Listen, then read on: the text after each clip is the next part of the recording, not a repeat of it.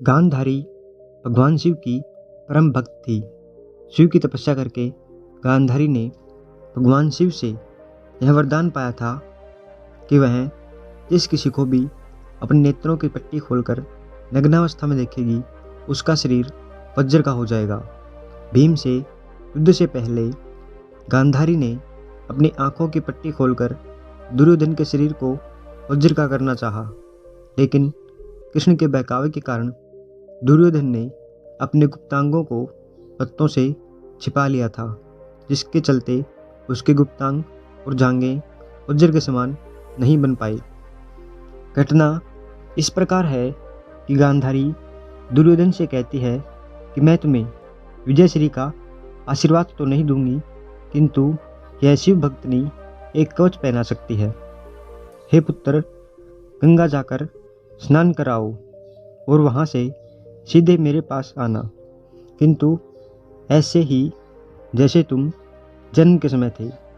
तब दुर्योधन कहता है, नग्न माताश्री।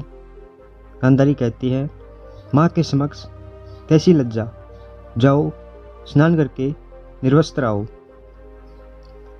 दुर्योधन कहता है, जो आज्ञा माताश्री। दुर्योधन के जाने के बाद श्री कृष्ण गांधारी के कक्ष में आ जाते हैं। गांधारी कहती है कि आओ देवकी नंदन, ये तो याद ही होगा कि 17 दिन पहले मैं 100 पुत्रों की माँ थी और अब केवल एक ही पुत्र की माँ हूँ। श्री कृष्ण हाथ जोड़कर कहते हैं कि हाँ माते, इन शवों में एक शव ऐसा भी है जिन्हें आप पहचान कर भी नहीं पहचानती, और वह शव ज्येष्ठ कौन्तेय का है। तब गांधारी कहती है कि क्या युधिष्ठिर? तब श्री कृष्ण कहते हैं, नहीं माता, राधेय अर्थात कर्ण है ज्येष्ठ कौन्तेय। यह सुनकर गांधारी दंग रह जाती है। श्री कृष्ण कहते हैं, इसलिए ये मत सोचे माता कि आपके पुत्रों की ओर से मेरी बुआ का कोई पुत्र युद्ध नहीं कर रहा था। यह राज बताकर श्री कृष्ण शिविर से बाहर निकल कर जाने लगते हैं।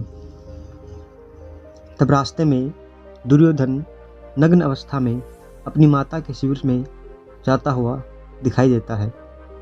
श्री कृष्ण हंसते हुए कहते हैं, युवराज दुर्योधन आप, और इस अवस्था में तुम अपने वस्त्र कहाँ भूल आए, और तुम्हारा मुंह तो माता गांधारी के शिविर की ओर है। यह सुनकर दुर्योधन सकपका जाता है। तब श्री कृष्ण कहते हैं, क्या तुम अपनी माता के पास इस दिशा में जा रहे हो? तब दुर्योधन कहता है कि माताश्री का यही आदेश था। तब श्री कृष्ण कहते हैं, किंतु वो तुम्हारी माता है, उन्होंने अनेक बार तुम्हें गोद में लिया होगा।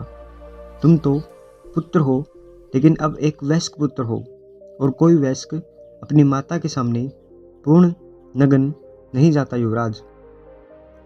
भरतवंश की तो ये परंपरा नहीं है। फिर श्री कृष्ण हंसते हुए कहते हैं, किंतु तुमने तो भरतवंश की परंपरा का पालन करना कभी का छोड़ दिया।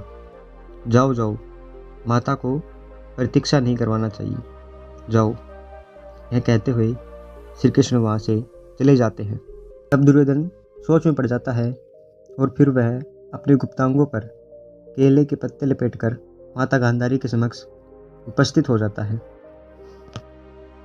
और कहता है कि मैं स्नान करके आ गया माताश्री। तब गांधारी कहती है, मैं क्षण भर के लिए अपनी आंखों पर बंधी ये पट्टी खोलने जा रही हूँ। मैंने तुम्हारे भाइयों को तो नहीं देखा, मैं तुम्हें आज देखूंगी। ऐसा कहकर गांधारी अपनी आंखों की पट्टी खोलकर दुर्योधन को देखती है तो उसकी आंखों से प्रकाश निकलकर दुर्योधन के शरीर पर गिरता है। बाद में गांधारी देखती है कि ये क्या, दुर्योधन ने तो अपने गुप्तांग छिपा रखे हैं।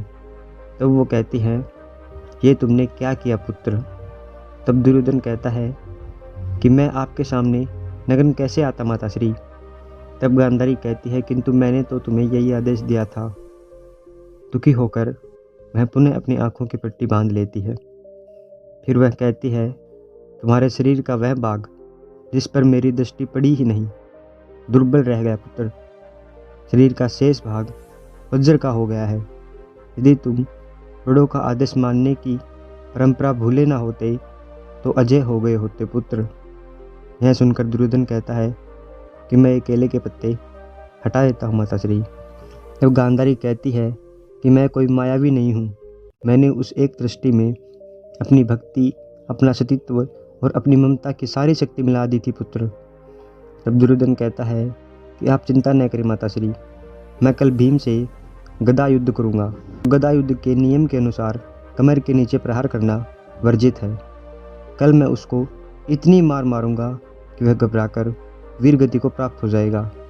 फिर चाहे इस युद्ध का अंत कुछ भी हो। अंत में भीम दुर्योधन की जंगा उखाड़कर उसका वध कर देता है।